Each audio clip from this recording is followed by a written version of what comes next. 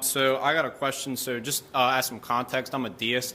So like a deist? Yes. Like a Thomas Jefferson kind of person? Yeah. Okay. So just like with all these facts you've proposed that support Christianity, how do you reconcile them with evidence for other religions in terms of historical data for any Buddha or any? Right. Well, excellent question. I think that what you need to do, because people sometimes say, have you investigated every other worldview out there? And the honest answer is no.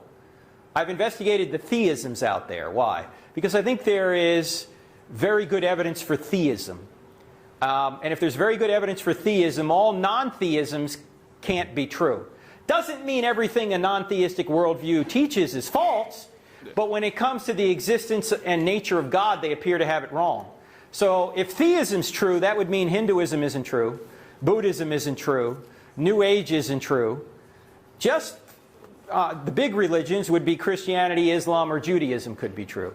And then what you do is you look at those and you see the evidence for those. Which one of those, if any of them, appears to be the true theistic religion? And I think when you look at the three, first of all, Judaism is just incomplete Christianity in my view, because I believe everything the Jews believe. I just believe the Messiah has come.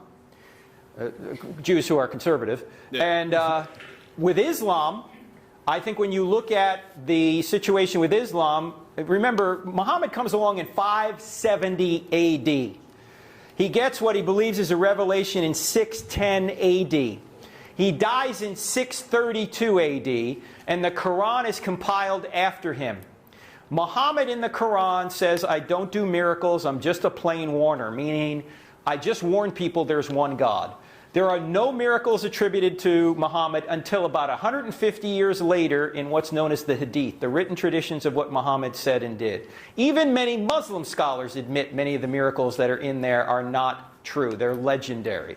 So the eyewitnesses of Jesus, however, I think have given us very good evidence that he really rose from the dead. There's no confirming miracle for Islam. There is a confirming miracle for Jesus. And it's interesting, if you read the Quran in Surah 5, I think it's verse 68, the Quran says, O ye people of the book, meaning the Christians and the Jews. O ye people of the book, you have no ground to stand on unless you stand on the law and the Gospels. In other words, the Quran is telling the Jews and the Christians to believe the Old Testament and the New Testament.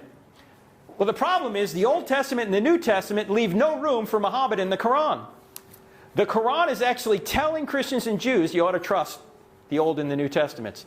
Now, Muslims will come along and say, wait a minute, that was the original Old and New Testaments and they've been corrupted. Yeah, the problem with that is when the Quran was written in the 600s AD, we have full Bibles 300 years prior to that. Yeah. So we know it hasn't been corrupted. So the reason I'm a Christian is because I think the evidence shows that Jesus is God, that Jesus literally rose from the dead. And I just have a personal policy. If somebody rises from the dead, I just trust whatever the guy says.